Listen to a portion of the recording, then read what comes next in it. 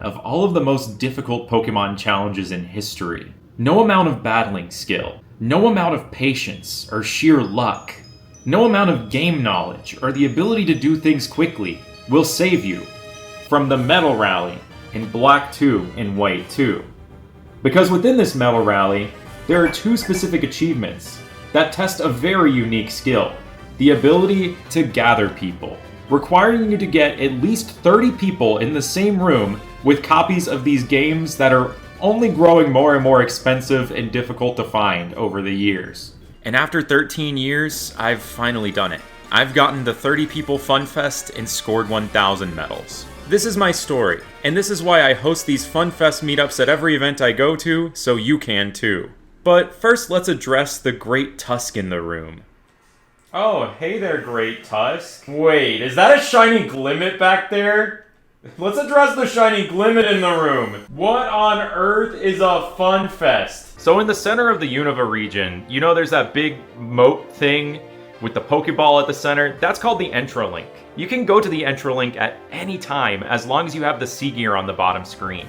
You just go to wireless, tap Entralink, and you're there. Then you go up to the little stone tablet by the tree known as the N-tree, which I pronounced as entree for 10 years.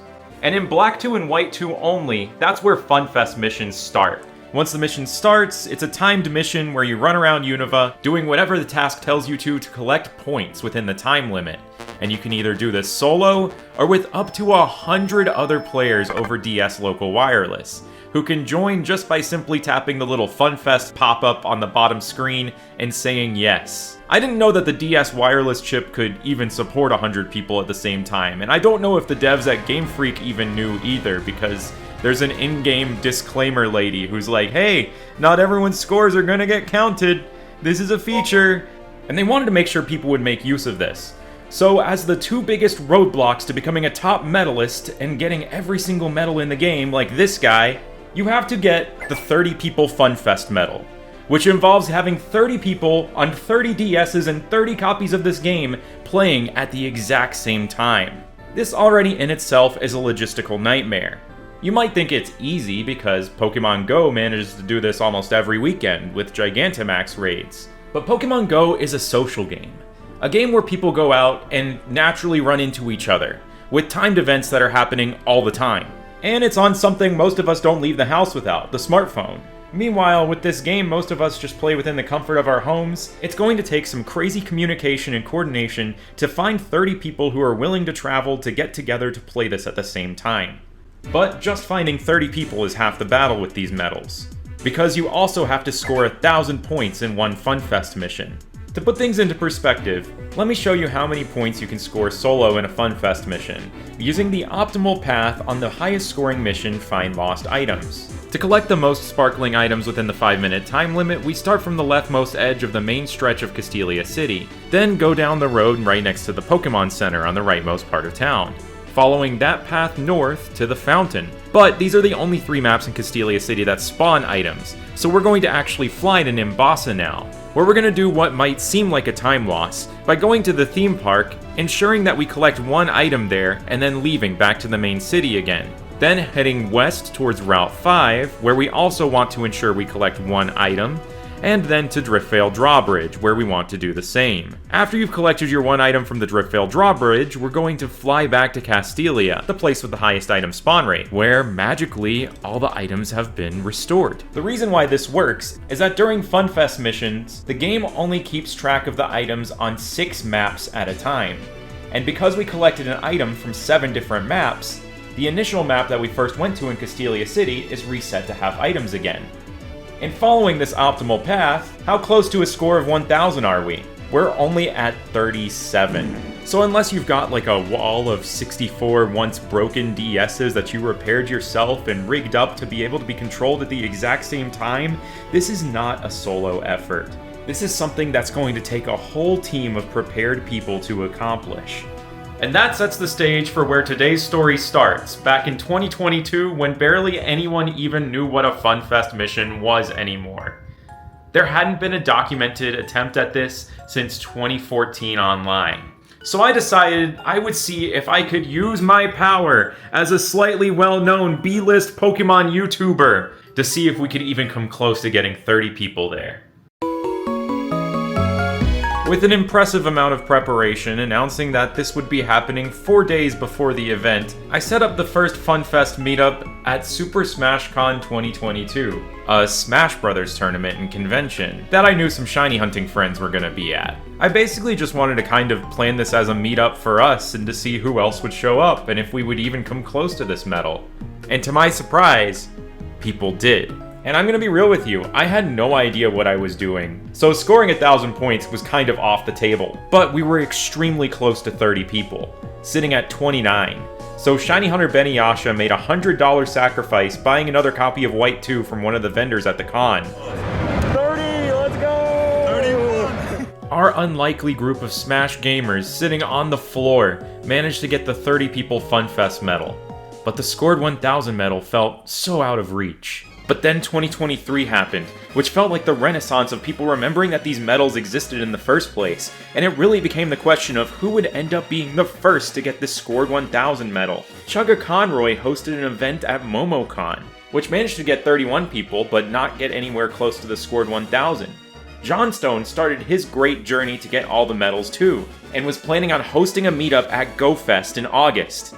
And the very weekend before that, I was going back to SmashCon again, where I vowed to do things better than 2022.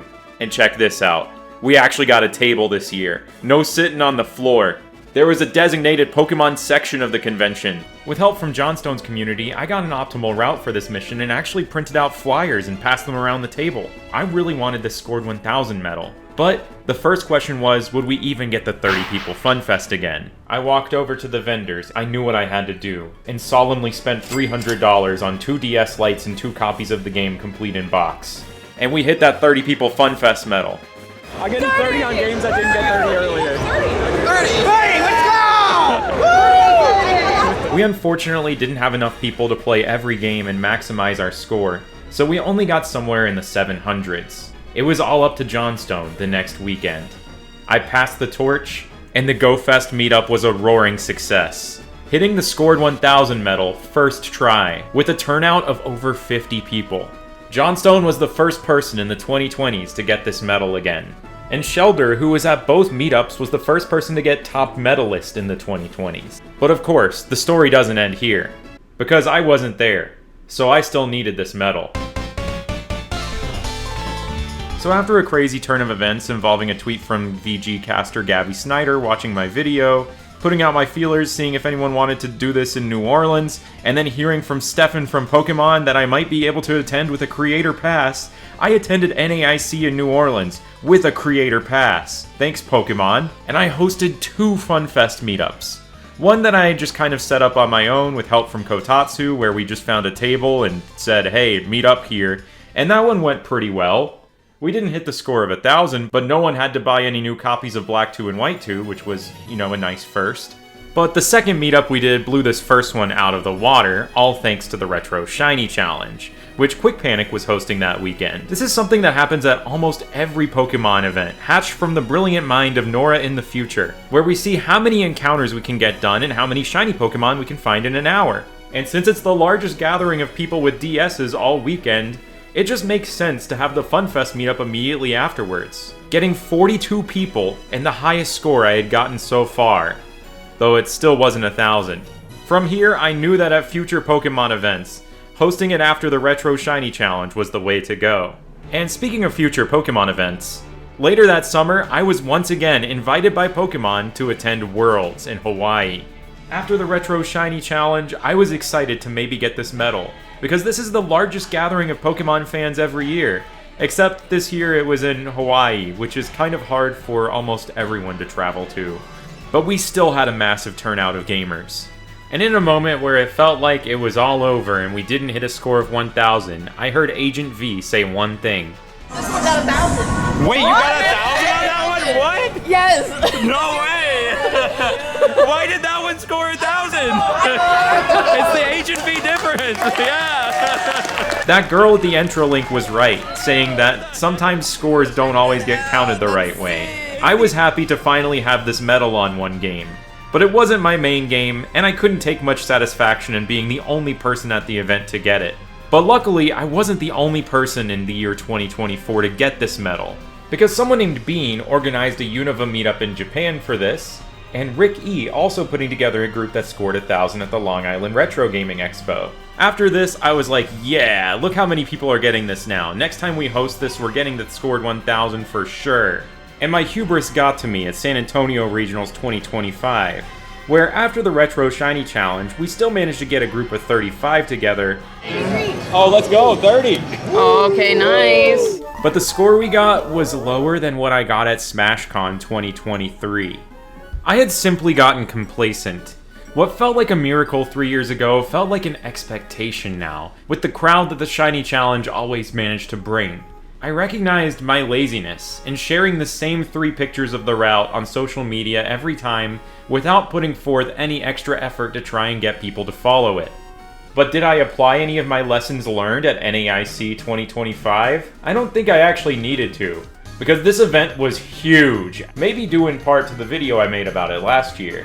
We have the world's first shiny hunting dog. This is it. This is the one. This is the event. I'm not even, if this isn't it. Nothing will. I mean, you got the 1,000 points at Worlds, so I'm like... gonna do it twice. I'm Yeah. calling it right now. But was this event actually going to be the one?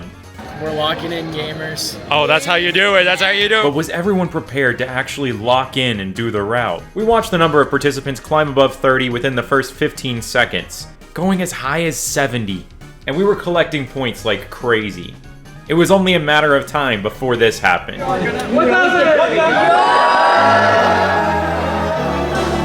Well, we finally did it.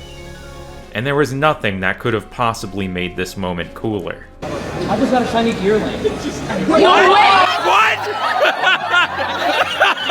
Wait. That is insane. My matchup hell literally ran out, and I was like, Oh my god! After getting a score in the upper 1400s, everyone there walked away with the scored 1000 medal. So where do we go from here?